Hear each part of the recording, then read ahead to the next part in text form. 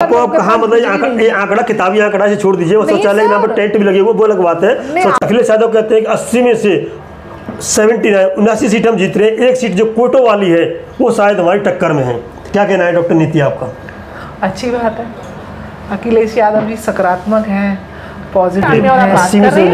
Screen पे आप rally की फुटेज लगाइए, द पिलर दोनों फुटेज लगाएंगे हम, ठीक है। पिलर पे रैली फुटेज दिखा दीजिए कि भीड़ कहाँ है और कहाँ नहीं। नमस्कार, द पिलर के लिए मैं राजवीर सिंह सोलंकी, मेरे साथ हैं डॉक्टर नीति शर्मा। इनसे चर्चा करेंगे 5वें चरण में हुए मतदान की और खास तौर पर यूपी के बारे में कि यूपी सबसे ज़्यादा 80 सीटें देता है और 80 सीटों पर अभी आपने एक वीडियो वायरल देखी होगी, यहाँ में राहुल गांधी और अखिलेश यादव बात करते हुए दिखाई देते हैं। वो बात करते हैं कि इतनी भीड़ है, माइक खराब है, बात जनता से नहीं कर पाएंगे, संबोधन नहीं कर पाएंगे, तो क्या माहौल है। तो अखिलेश यादव कहते हैं कि 80 में से 79 सीट हम जीत रहे हैं, एक सीट जो कोटों वाली है वो शायद हमारी टक्कर में है।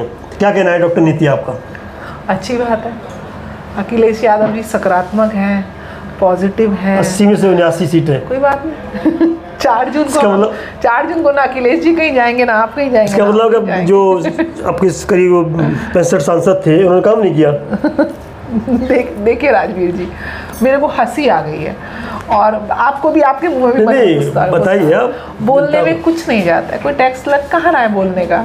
और भाई भीड़ से देख के बता रहे थे, भीड़ है, जनता में उत्साह है परिवर्तन का और हम 79 सीटें जीत रहे यूपी। 4 जून तक इंतजार तो करिए। नहीं वो तो सब कर ही रहे। भीड़ का आप भी मतलब यूपी में भ्रमण करके आई थी? यूपी में मैं बनारस होकर आई हूँ, लखनऊ से होते हुए हम आए हैं, अमेठी रायबरेली रास्ते में आया है। अखिलेश बनारस के बारे में कहावत है, बनारस का नाम लिया है तो पिछली बार जो 2019 में पीएम मोदी ने रैली की थी तो बिना योगी के की थी और अच्छी खासी भीड़ थी। इस बार उनको भीड़ जुटाने के लिए योगी की सहायता लेनी पड़ी और भीड़ भी 60% कम थी। मैं तो नहीं मानती सर, जनता कह रही है, मेरा वीडियो में दिखा दूंगा आपको, डॉलर का चैनल पर जनता कह ले, बनारस की जनता कह रही है और पप्पू वाले चाय की पे कह रही है जहाँ मोदी 3 बार चाय पी चुके हैं। नहीं, मैं पप्पू चाय वाले पे तो दूसरी जनता भी बैठी थी। ऐसे सबसे पहली बात देखिए, अब मीडिया की कवरेज है जी, ये तो है नहीं कि रैली प्रधानमंत्री जी छुप के कर रहे थे, तो मीडिया की कवरेज है।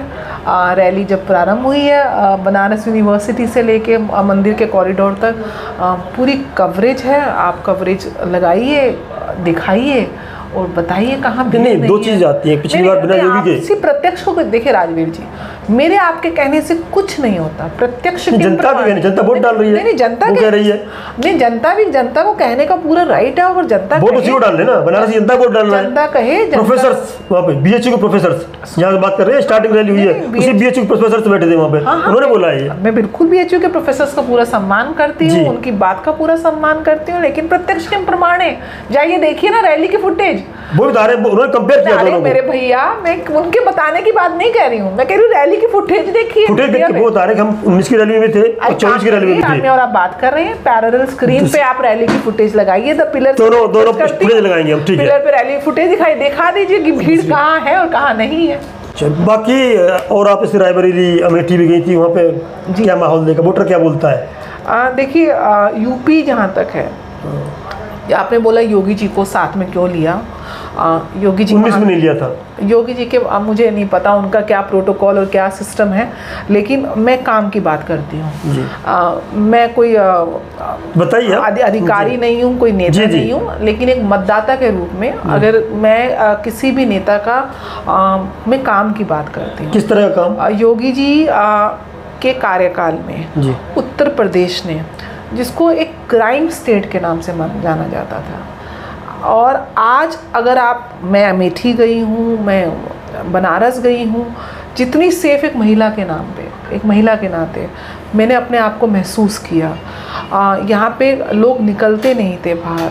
उसके बाद विकास देखिए, चाहे सड़कों का निर्माण है, इंफ्रास्ट्रक्चर का। डॉक्टर साहब बीच में रोक रहा हूँ, विकास की आप बात करते हैं, विकास सबसे ज़्यादा दिल्ली में शीला दीक्षित ने किया था और उसको एक नौसिखिए ने हरा दिया था। विकास को जनता कहाँ मानती है? अखिलेश यादव कुछ दिन बाद सबसे विकास से ढिंडोरा पीटते थे, अखिलेश यादव को हरा दिया। और एक और बता दूँ आपको, आज से 15 साल पहले जो राजस्थान में अशोक गहलोत सरकार थी, पूरे भारत में नंबर 1 CM आया था विकास में, बुरी तरह हार गया था वो। जनता विकास पर वोट कहाँ देती है? मैं प्रमाण दे रहा हूँ आपको, तीनों कोई बात दिल्ली में हारी थी। आपके प्रमाण जो है ना, शीला दीक्षित हारी थी, आपके जो शीला दीक्षित हारी थी नहीं हारी थी, बताइए आप। लीजिए, उससे पहले घोटाले हुए थे, और जो अरविंद केजरीवाल जी जिन्होंने दिल्ली में सरकार बनाई, पूर्ण बहुमत से बनाई, आंदोलन के निकले हुए प्राणी हैं, और वही आज वही विश्वसनीयता खो चुके हैं। उसको जब अरविंद अलग विकास की बात कर रहे हैं, विकास पे वोट पड़ता होता तो विकास पे वोट पड़ता है सर, विकास पे वोट पड़ता है लाभार्थियों को, जिनको गेन्स हुए हैं, जिनको व्यक्तिगत और पारिवारिक और प्रोफेशनल लाभ हुए हैं, उस पे वोट पड़ता है। मैं चैनल्स में रोज बैठ रही हूँ, कल 5वें चरण की वोटिंग थी, मैं लाइव चैनल पे बैठी हुई थी। लाइव चैनल पे जब लोग मतदाताओं की जो लोग बैठे हुए लाइनों में जो खड़े हुए थे, तो मेरे सामने रिपोर्टर ने एक मतदाता से पूछा कि, और 80 वर्ष के थे जी, तो व्यक्ति 70 प्लस के थे वो, उन्होंने पूछा कि आप किस मुद्दे पे वोट देंगे।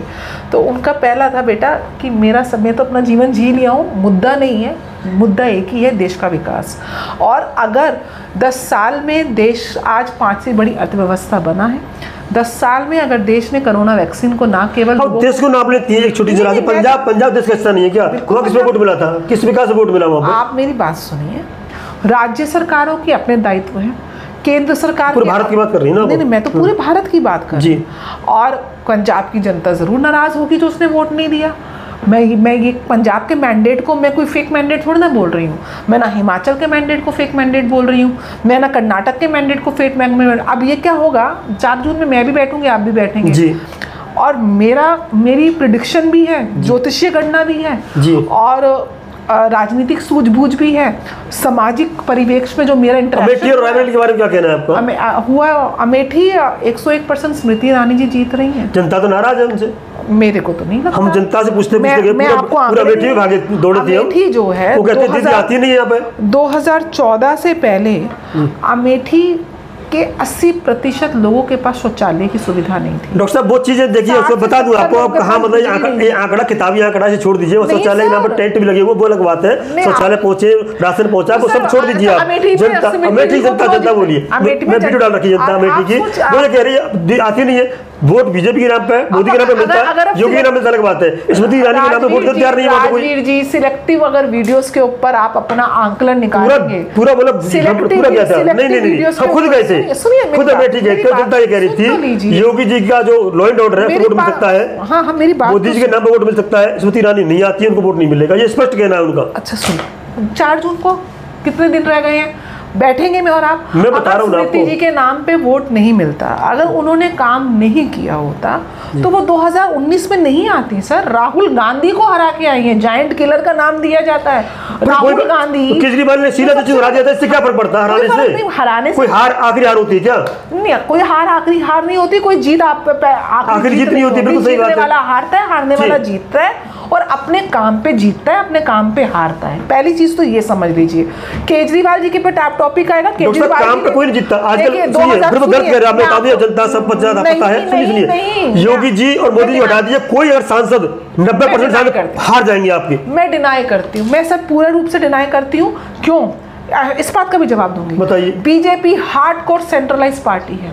बीजेपी अगर वायदा करती है, आज सुन लीजिए डॉक्टर साहब, सारे member of parliament Yogi ji Modi rally क्यों करा रहे हैं अपने यहाँ पे? आपकी बात सही, क्यों नहीं करेंगे भैया? क्योंकि बीजेपी आप कह रहे हो ना काम किया है सांसदों ने। सुन तो लो मेरे भाई, आप या तो आप बोल लो, मैं आपका इंटरव्यू कर लेती हूँ। आप अगर बात आपने तर्क दी है, मुझे तर्क का जवाब तो देने दो। अगर आप मेरा जवाब से पहले तर्क पे तर्क ले आएंगे तो आप बोल लो, हम चुप रहते हैं। बताइए, मैं आपका इंटरव्यू कर लेती हूँ जी। देखिए, आपने मेरे को प्रश्न दिया है, मुझे प्रश्न का उत्तर दो। प्रश्न के उत्तर में आप अपने जवाब इन्फोर्स करे जा रहे हो, तो आप कर लो। मेरी बात सुनिए, बीजेपी का एक ही प्रत्याशी है, और उस प्रत्याशी को हम और आप नहीं, जो भी बीजेपी के मतदाता हैं वो बटन दबाते हैं, वो है कमल जी।